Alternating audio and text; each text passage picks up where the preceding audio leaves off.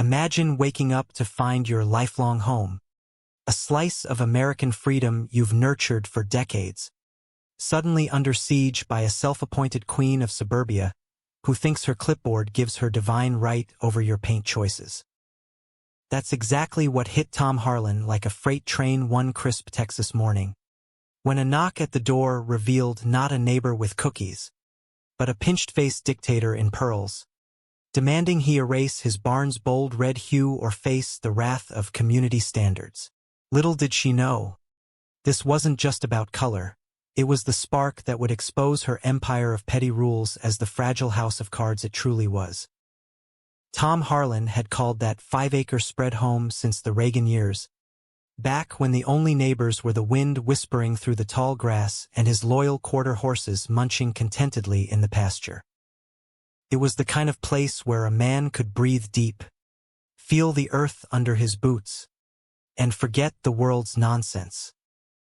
The old ranch house sat squat and sturdy, weathered by storms but solid as his resolve, with that big barn standing sentinel like a red beacon of independence. Tom wasn't one for flash. He was a quiet type, a retired mechanic who'd fixed more engines than he'd ever cared to count, preferring the company of his tools and his animals over the chatter of crowds. But solitude has a way of attracting the opposite, doesn't it? Over the years, the suburbs slithered in like an uninvited snake, coiling around his land with their identical McMansions and their perfectly edged lawns. Greenview Meadows, they called it, a fancy name for a grid of conformity where every garage door matched and every mailbox screamed, "We're better than you." First, Tom barely noticed. He waved at the new folks from afar, kept his fence mended, and went about his days. But whispers started circulating in those manicured cul-de-sacs. "That old barn's an eyesore," they'd say over their organic kale smoothies at block parties. "Doesn't fit our vibe." Tom heard the rumors through the grapevine, folks at the feed store chuckling about how the hillbilly holdout was dragging down property values. He shrugged it off. Live and let live, right? Inside, though, he was watching, cataloging every snide glance and every drive-by stare. He knew types like them, the ones who preached harmony but enforced it with iron fists wrapped in velvet gloves. And leading the pack was Evelyn Whitaker, the HOA president, a woman who looked like she'd been born with a gavel in one hand and a fine print contract in the other. Evelyn was the epitome of suburban sanctity, perfectly coiffed hair that never moved in the wind, outfit straight from a catalog of professional busybody, and a smile that could curdle milk. She spoke in platitudes about upholding standards and fostering community spirit, but everyone knew it was code for "do as I say or else." Her husband was some mid-level exec who nodded along at meetings, but Evelyn, she ruled like a queen, her throne built on dues and dread. The trouble brewed slow, like a storm cloud on the horizon. Tom had let the barn's paint fade over the years. Life gets busy with horses to tend and fences to fix. But one weekend, inspired by a sale at the hardware store, he decided to freshen it up. He chose the same deep crimson it had always been, a color that screamed heritage, not rebellion. As he rolled on the last coat, sweat beading under the sun, he stepped back and admired it. "Looking good, old girl," he muttered to the barn, patting its side like an old friend. That evening, as the paint dried and the horses nickered softly, Tom sipped his coffee on the porch, oblivious to the binoculars trained on him from across the way. Evelyn had spotted it from her kitchen window, her morning yoga interrupted by what she deemed a visual assault. By noon the next day, the passive-aggressive machine kicked into gear. A letter appeared in Tom's mailbox, not stamped, mind you, hand-delivered with the subtlety of a brick through a window. "Dear resident," it began, as if he were just another drone in their hive.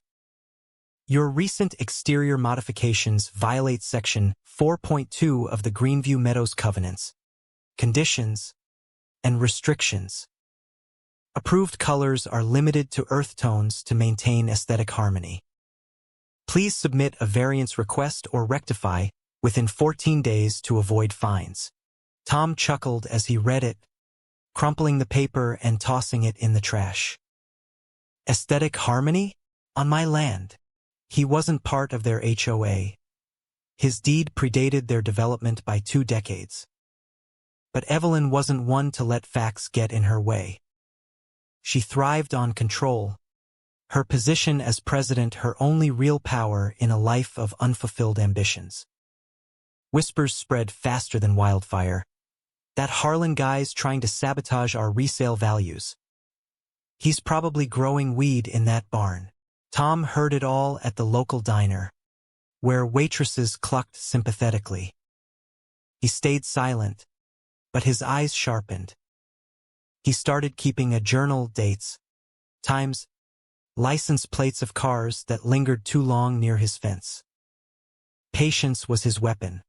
He'd seen enough engines seize up from rushing to know better. The knock came a week later, sharp and insistent, like a judge's gavel. Tom opened the door to find Evelyn standing there, clipboard clutched like a shield, her lips pursed into a line thinner than her patience. "Mr.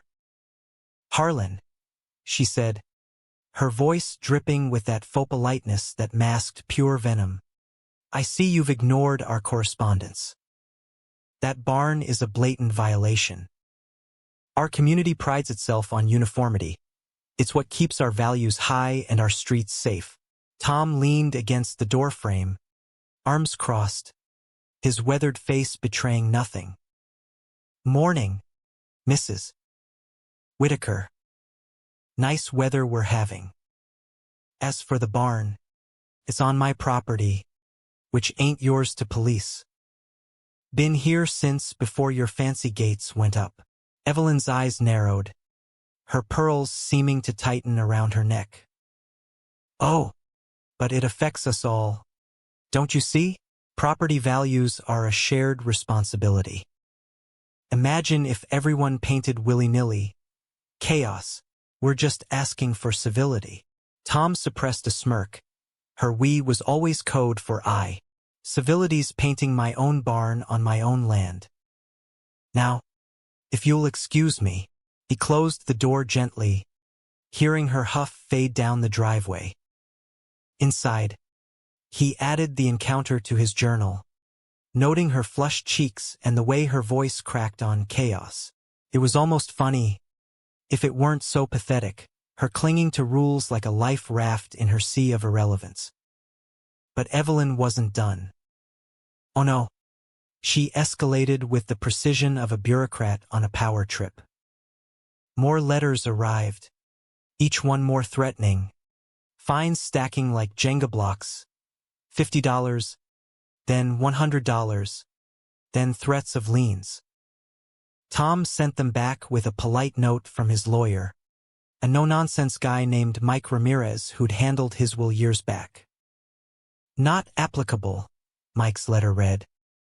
"Property exempt." Evelyn ignored it. Of course. She started rallying her troops at HOA meetings, painting Tom as the villain in her scripted drama.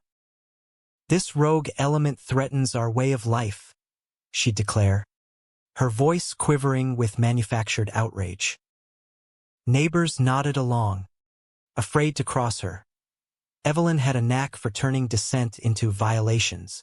Soon, photographers showed up, snapping pics from the road, claiming to document blights. Tom put up no trespassing signs, big and bold, but one morning he caught a kid with a drone buzzing over his pasture. "HOA sent me," the kid stammered when confronted. Tom just shook his head, waving him off. "Tell 'em the horses say hi." The absurdity hit peak when Evelyn decided to help by force.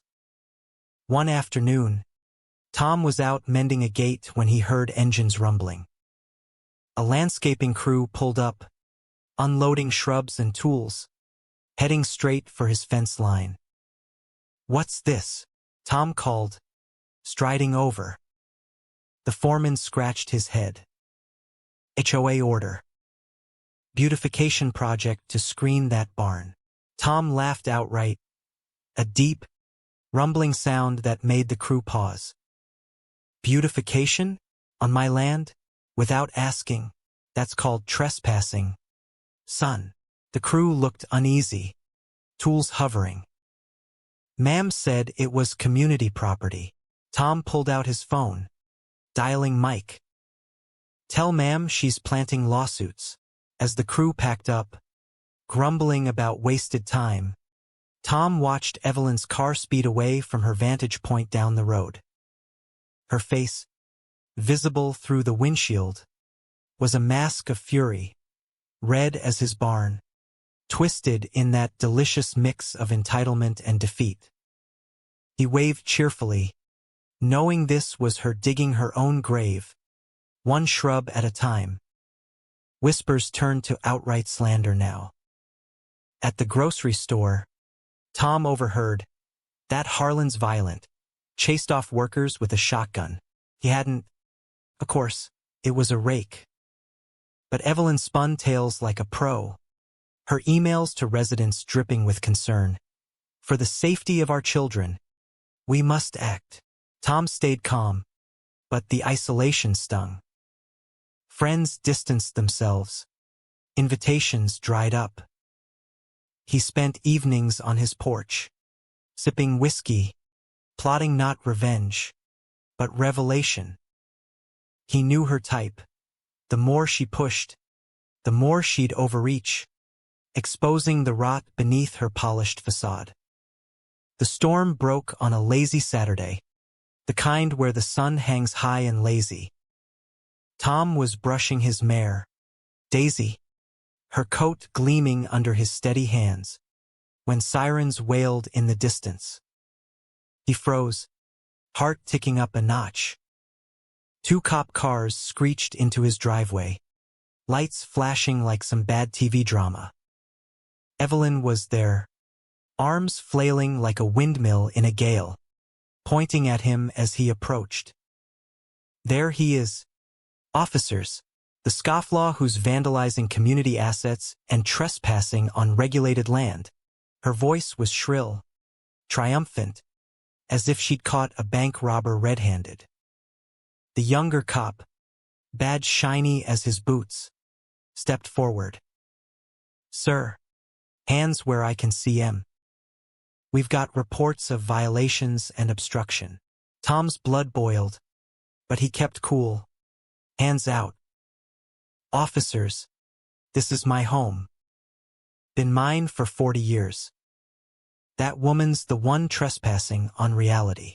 The older cop, grizzled and world-weary, eyed Evelyn skeptically. "Ma'am, you called this in?"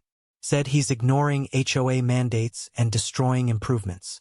Evelyn nodded vigorously, her clipboard thrust forward like evidence. "Absolutely.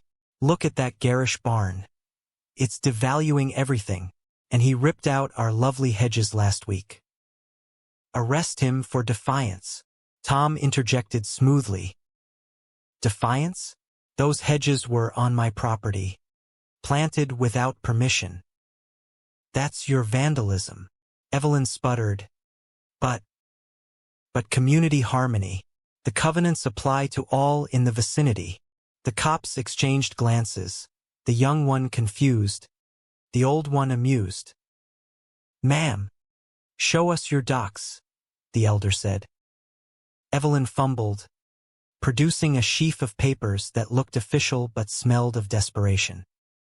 "Our lawyers say implied jurisdiction. He's part of us by proximity." Tom invited them inside, away from Evelyn's glare. "Got my deed right here," he said, spreading out maps and titles on the kitchen table. The surveys were crystal clear, his land, a grandfathered island in their sea of suburbia. As the cops poured over it, Tom poured coffee, casual as pie. She's been at this for weeks. Thinks her rules trump property lines. The elder cop, Officer Hale, grunted. Seen this before. HOA's gone rogue. Outside, Evelyn paced, her composure cracking, face flushed, muttering about ingrates and values. When Hale emerged, her eyes lit up. Well, cuff him. Hale shook his head. Ma'am, his docs check out. Your jurisdiction doesn't hold water. This call's unfounded, bordering on false report. Evelyn's jaw dropped, fish-like. But property values, that red monstrosity. Hale cut her off. He can paint it polka dot if he wants. Now, leave, or we'll discuss harassment charges. As the cruisers pulled away, Evelyn stood deflated, shooting Tom a venomous look before slinking off. He waved, a small smile playing on his lips. The satisfaction was sweet, like watching a bully trip over their own shoelaces. But Tom knew this wasn't over. Tyrants like her don't quit easy. They double down, and that's when the real fun begins. Weeks ticked by in uneasy quiet, the kind that hums with unspoken threats.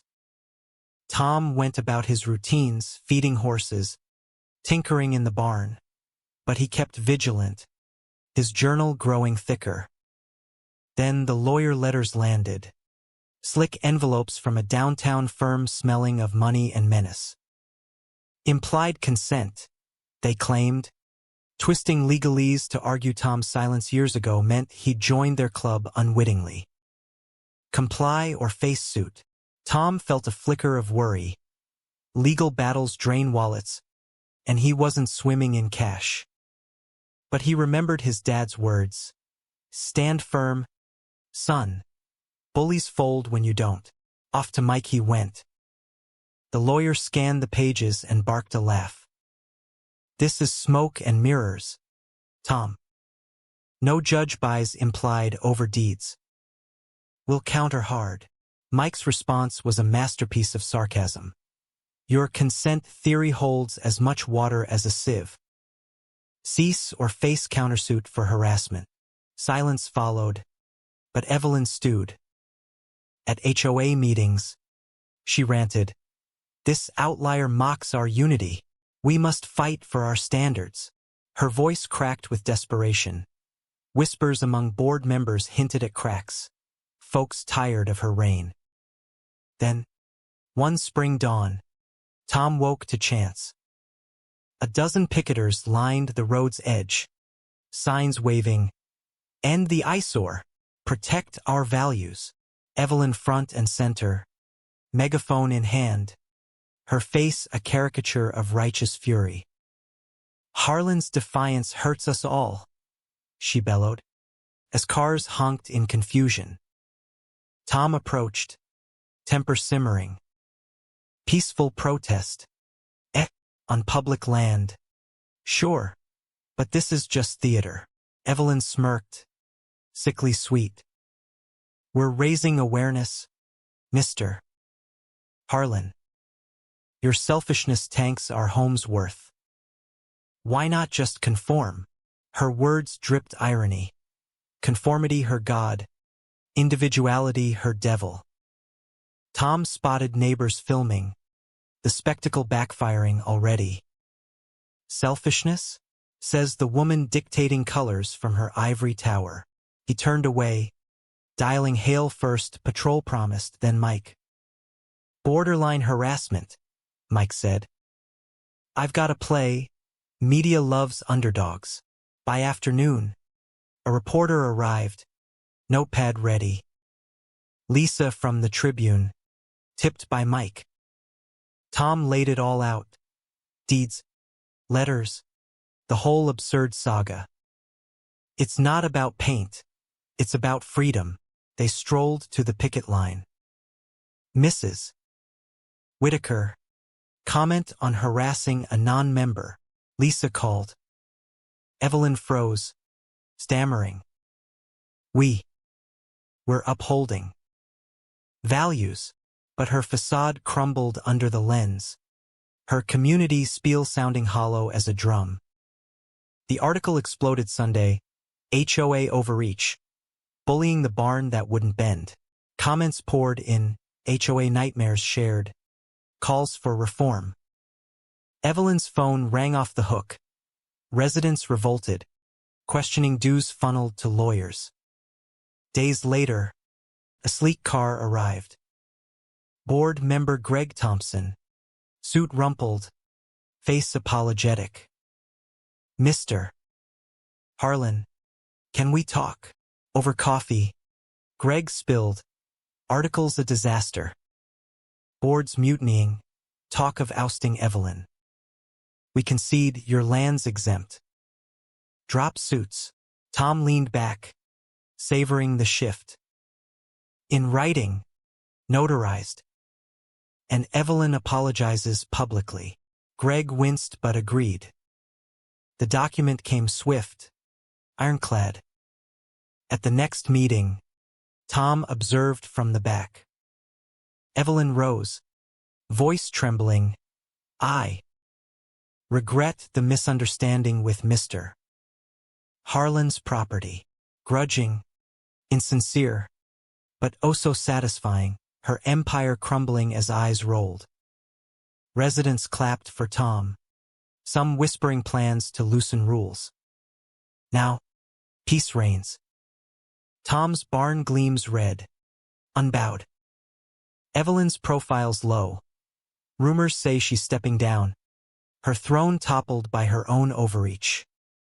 A few Greenview houses sport wild colors now, inspired rebellion. Tom sips coffee on his porch. Journal closed. Standing ground pays off. Freedom's worth the fight. But here's the kicker. In a world of petty tyrants like Evelyn, who really devalues a community, the rule breaker or the rule enforcer gone mad? Was Tom the real villain for painting his barn red? Or was Evelyn's HOA the true eyesore all along?